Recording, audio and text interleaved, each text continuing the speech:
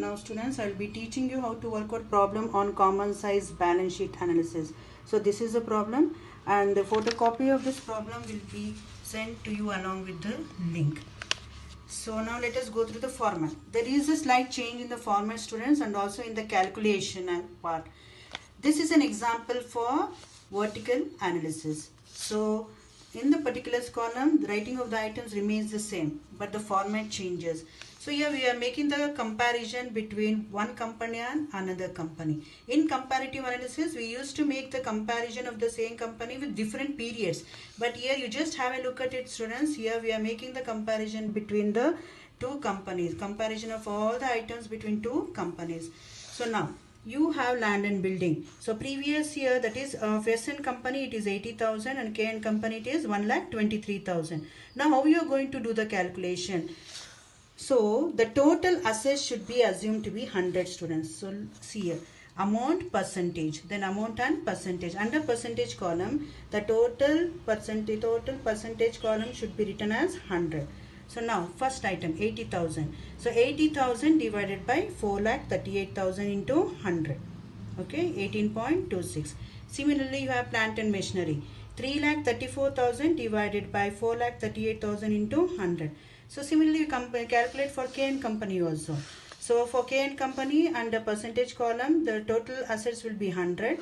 So 1,23,000 divided. So after the calculation part is over, you have to write the interpretation. As I told you students, while giving the interpretation under common size balance sheet analysis, first write which company is more traditionally financed. As I told you while discussing the hints, we have to, when a company is depending more on shareholders funds rather than outsiders funds, then the company is said to be traditionally financed. And rest of the interpretation will be as usual, judging the short-term solvency position, long-term solvency position, and also looking into the reserves. And if the company satisfies all the conditions, write that the overall financial position of the company is satisfactory.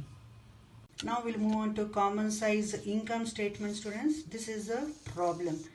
So now we'll look into the calculation part.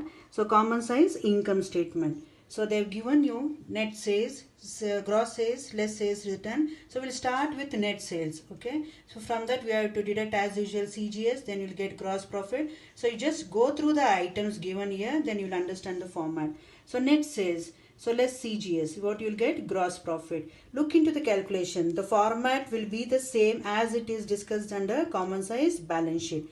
So previous year, that is in the year 2013, how much was the sales? 7 lakh, and 2014 it is 8 lakh. So less CGS, you'll get 5,95,000. Then gross profit will be 1,05,000. This is also an example for vertical type of analysis. You just have a close look at it students. Here we are making an analysis that is vertical analysis, that is from top to bottom. So now here, in this type of analysis, first we have to assume the sales to be 100. Look into the percentage. So in both the years, we have written as 100 year, 100 year and 100 year. So how you are going to do the calculation for the rest of the items?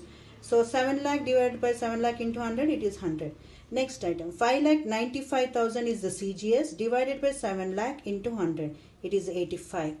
Then 1,05,000 divided by 5,95,000 into 100, it is 15. Similarly, you calculate for 2014. So here for 2014, rupees 8 lakh is the sales. So you write it as 100%. Now I am going to teach you how to solve problems on trend percentages students. So this is the problem. So they've given you information for the period 2009, 2010, 11, 12 and 13. So they are given you information regarding sales, stock and also profit before tax. So these are the three items that they have mentioned. So now just look into the format students. This is a trend percentage. I think will be trend percentage. So write the year 2009 to 2013. So first one you have sales, then stock, then profit before tax. So under sales you make two columns, amount, then trend percentage, amount, trend percentage, amount and trend percentage. So write the information that is given in the problem. So in trend percentages, the first year will be treated as base year. Which is the first year? Year 2009. So since it is treated as base year, under trend percentage you write as 100. See look here, 100 and 100. Now I will teach you the calculation part. So the 2000 in the year 2010, how much is the sales? 2340. How do you calculate the trend percentage? 2340 divided by 1881 into 100. Then in the year 2011, 2655 divided by 1881 into 100, you will get 141. Similarly, same calculation for stock also. So for the base year, 709 is the value of that is stock. So write it as 100. So 781 divided by 709 into 100 will be for the value for the next year. And the next year